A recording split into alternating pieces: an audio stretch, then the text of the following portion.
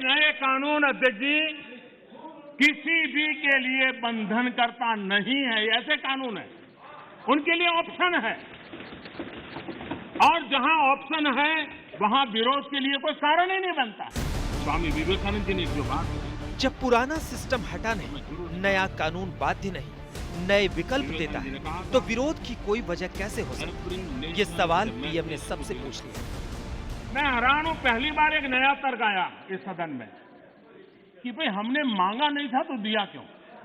हमने मांगा नहीं तो दिया क्यों? पहली बात है कि लेना न लेना आपकी मर्जी है, ऑप्शनल है, एक व्यवस्था है, और देश बहुत बड़ा है।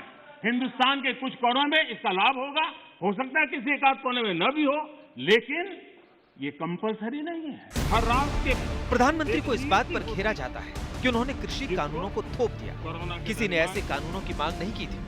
आज पीएम ने इस बात का भी जवाब दिया। इस देश में माननीय अध्यक्ष जी, दहेज के खिलाफ कानून बने, ये इस देश में कभी किसी ने मांग नहीं की थी, फिर भी देश की प्रगति के लिए कानून बना था।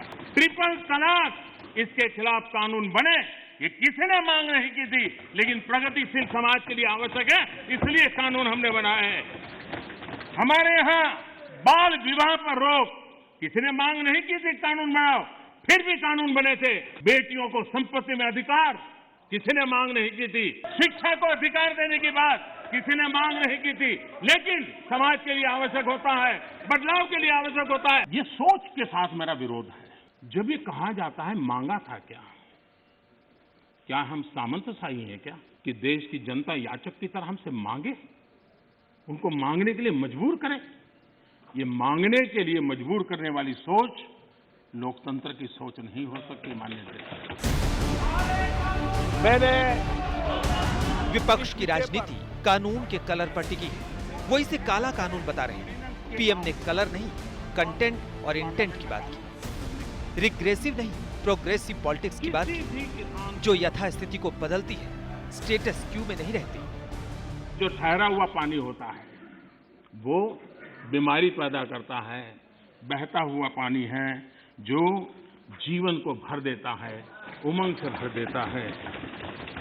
जो चलता है चलता रहे, चलने दो, अरे यार कोई आएगा तो करेगा, ऐसे थोड़ा चलता है। ये जिम्मेवारियां लेनी चाहिए, देश की आवश्यकता के अनुसार निर्णय करने चाहिए।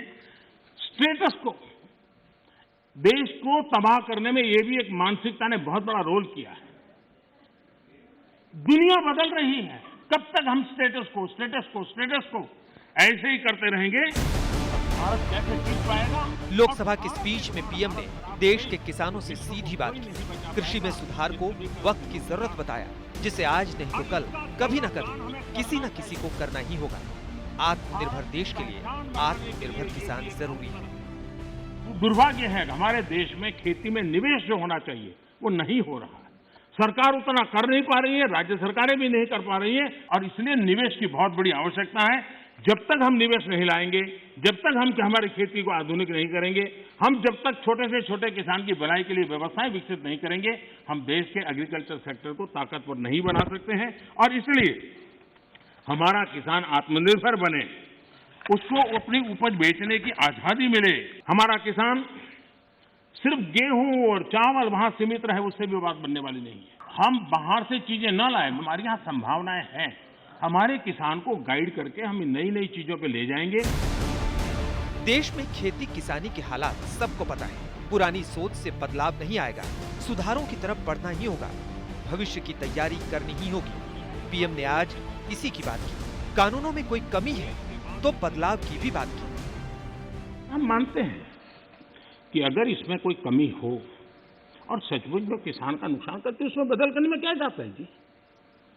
ये देशवासियों के लिए है। अगर कोई निर्णय करते हैं तो किसानों के लिए है।